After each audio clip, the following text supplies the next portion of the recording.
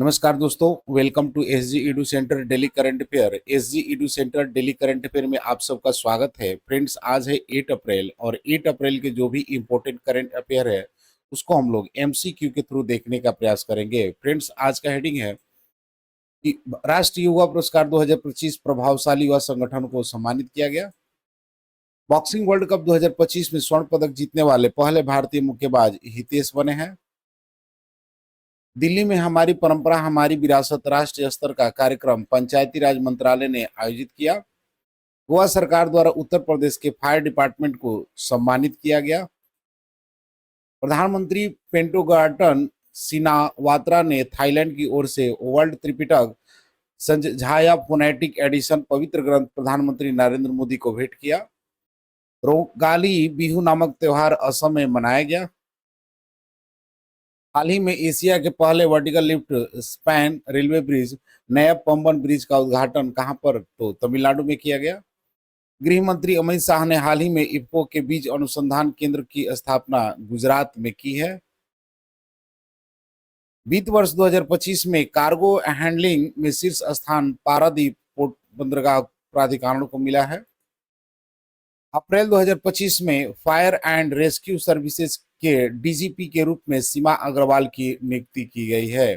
Friends, आज का quotation है कि rise with the purpose, chase your vision relentlessly, doubt में whispers but your determination roars louder.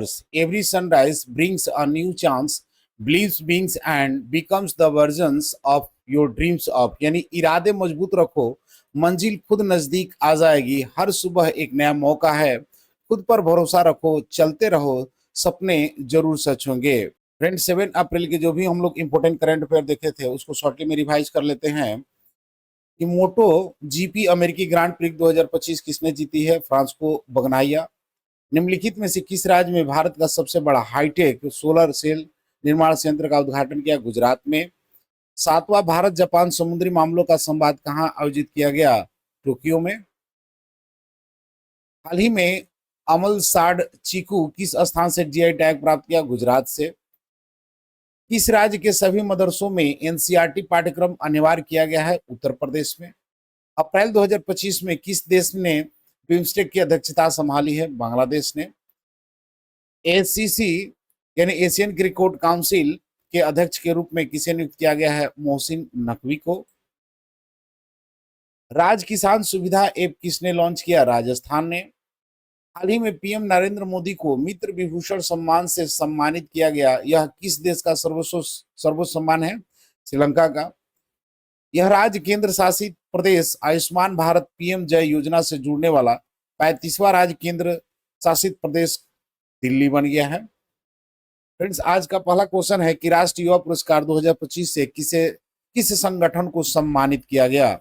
यानी which organization was conferred the national youth award 2025? Option A Yuva spark, option B let's be the change, option C education partner और option D digital India. तो इसका सही answer है friends कि let's be the change को राष्ट्रीय युवा पुरस्कार 2025 से सम्मानित किया गया है।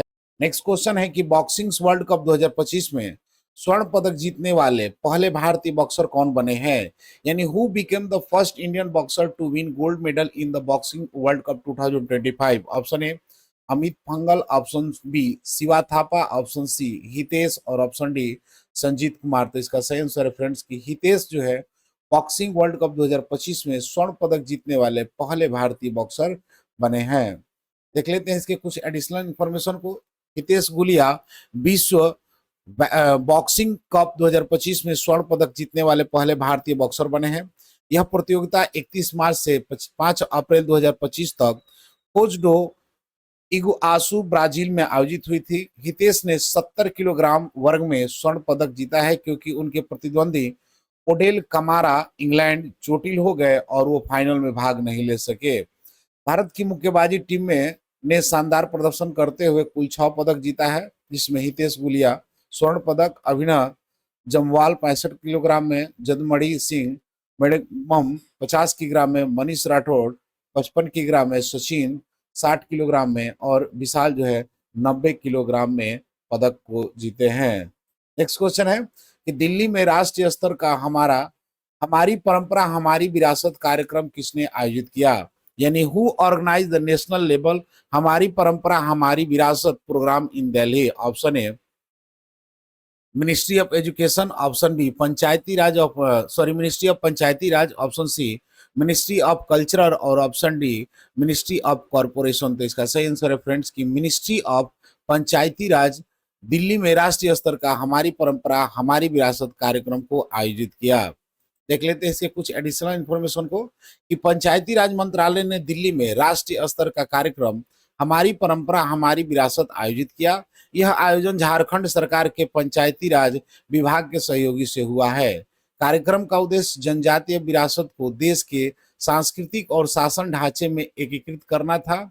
यह भगवान बिरसा मुंडा की 150वीं जयंती वर्ष को समर्पित था, जिसे जनजातीय गौरव वर्ष के रूप में मनाया जा रहा है। इस कार्यक्रम में एक लघु फिल्म प्रदर्शित की गई जिसमें आदिवासी संस्कृति, सतत जीवन शैली और पारंपरिक कलाओं को दिखाया गया है। नेक्स्ट क्वेश्चन है कि किस राज्य के फायर डिपार्टमेंट को गोवा सरकार द्वारा सम्मानित किया गया? यानी which state fire department has been honoured by the Goa government? Option A Gujarat, option B Punjab, option C Maharashtra और ऑप्शन डी उत्तर प्रदेश। तो इसका सही आंसर है फ्रेंड्स कि उत्तर प्रदेश को गोवा सरकार द्वारा सम्मानित किया गया है। देख लेते हैं इसके कुछ एडिशनल इंफॉर्मेशन को कि उत्तर प्रदेश के अग्निशमन विभाग को गोवा सरकार द्वारा सम्मानित किया गया। यह सम्मान महाकुंभ के दौरान अग्नि सुरक्षा और आपदा प्रबंधन में उनके असाधारण प्रयास के लिए दिया गया है। गोवा के मुख्यमंत्री प्रमोद सावंत ने यूपी अग्निशमन विभाग के अधिकारियों को सम्मानित किया है, जिनमें एडीजी पदजा चौहान, उपनिदेशक अमन शर्मा, नोडल अधिकारी प्रमोद शर्मा, मुख्य अग्निशमन अधिकारी राजीव पांडे शामिल है। फ्रेंड्स, यूपी अग्निशमन विभाग ने इस योजना के दौरान 150 सी आग से संबंधित घटनाओं को बिना किसी जनहानि के सफलतापूर्वक सफल किया है। नेक्स्ट क्वेश्चन है कि अप्रैल 2025 में किस देश के प्रधानमंत्री उद्घाटन सिनावात्रा ने प्रधानमंत्री नरेंद्र मोदी को पवित्र ग्रंथ वर्ल्ड टी पिटक सजाया फोनेटिक एडिशन भेंट किया है? यानी in April 2025 the prime minister Paetongtarn Shinawatra of which country has gifted the sacred text world Tipitaka Sajjaya phonetics editions to prime minister Narendra Modi? Option A Nepal, option B Thailand, option C Sri Lanka और option D Myanmar. तो इसका सही answer है friend Thailand. देख लेते हैं इसके कुछ एडिशनल इंफॉर्मेशन को। थाईलैंड के प्रधानमंत्री पेटगार्दन सिनावात्रा ने प्रधानमंत्री नरेंद्र मोदी को वर्ल्ड टिपिक सजाया फोनेटिक एडिशन को पवित्र पुस्तक भेंट की है। यह आयोजन 3 अप्रैल 2025 को बैंकॉक में प्रधानमंत्री की यात्रा के दौरान हुआ था। वर्ल्ड टिपिका भगवान बुद्ध की शिक्षाओं का एक संकलन है, जिसे 108 खंडों में 9 मिलियन से अधिक सिलेबस की सटीक उच्चारण है।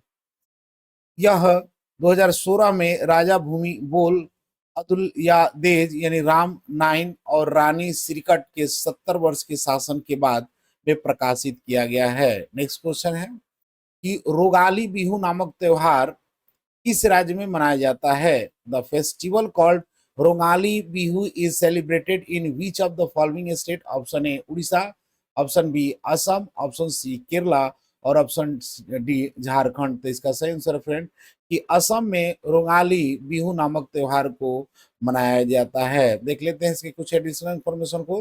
रोगाली बिहू का त्योहार असम राज्य में मनाया जाता है। इसे बोहाग बिहू भी कहा जाता है और यह असमिया नव वर्ष की शुरुआत का प्रतीक है। यह त्योहार अप्रैल के मध्य में होता है और वसंत ऋतु तथा कृषि मौसम की शुरुआत का संकेत देता है।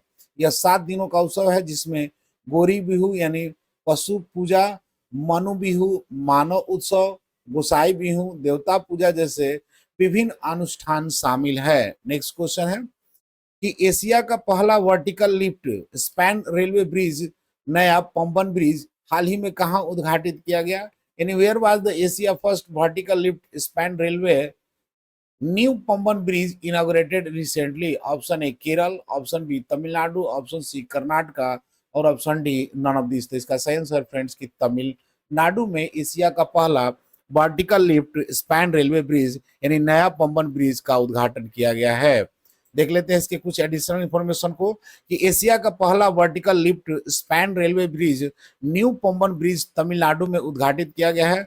इसका उद्घाटन 6 अप्रैल 2025 को प्रधानमंत्री नरेंद्र मोदी द्वारा किया गया। यह ब्रिज रामेश्वरम द्वीप को मंडपम से जोड़ता है जो कि पाक स्टेट को पार करता है। यह एक महत्वपूर्ण इंजीनियरिंग अद्भुत कार्य जिसमें 72.5 मीटर का नेविगेशन स्पैन है जो जहाजों के नीचे से गुजरने को अनुमति देने के लिए ऊपर उठाया जा सकता है। नेक्स्ट क्वेश्चन है कि हाल ही में केंद्रीय गृह मंत्री अमित शाह ने इफको के बीज अनुसंधान केंद्र की स्थापना कहाँ की, यानी where has home minister Amit Shah recently establish the seed research centre of IFFCO. Option A Orissa, option B Gujarat, option C Karnataka और option D none of this. तो इसका सही आंसर फ्रेंड कि गुजरात में केंद्रीय गृह मंत्री अमित शाह ने इफको की बीज अनुसंधान केंद्र की स्थापना की है। देख लेते हैं इसके कुछ एडिशनल इंफॉर्मेशन को कि गृह मंत्री अमित शाह ने हाल ही में इफको के बीज अनुसंधान केंद्र गुजरात में स्थापित किया है। यह केंद्र जिसे बीज अनुसंधान केंद्र कहा जाता है इफको कालोल में स्थित है। इकाई में गांधीनगर गुजरात में स्थित है। इसका शिलान्यास 6 अप्रैल 2025 को इफको की स्वर्ण जयंती के दौरान किया गया। नेक्स्ट क्वेश्चन है कि वित्त वर्ष 2025 में कार्गो हैंडलिंग में शीर्ष स्थान किस पोर्ट अथॉरिटी को मिला है, यानी which port authority has got the top position in cargo handling in financial year 2025। Option A Deendayal port, option B Paradip, option C Sittwe port और ऑप्शन डी बांधावन पोर्ट। तो इसका सही आंसर फ्रेंड्स कि पारादीप पोर्ट को जो है वित्त वर्ष 2025 में कार्गो हैंडलिंग में शीर्ष स्थान प्राप्त हुआ है। देख लेते हैं इसके कुछ एडिशनल इंफॉर्मेशन को कि पारादीप बंदरगाह प्राधिकरण ने वित्त वर्ष 2024-25 में भारतीय प्रमुख बंदरगाहों में माल ढुलाई में शीर्ष स्थान हासिल किया है। इसने 150.41 मिलियन मीट्रिक टन का रिकॉर्ड माल संभाला जिससे यह 150 मिलियन मीट्रिक टन क्लब में शामिल हो गया है।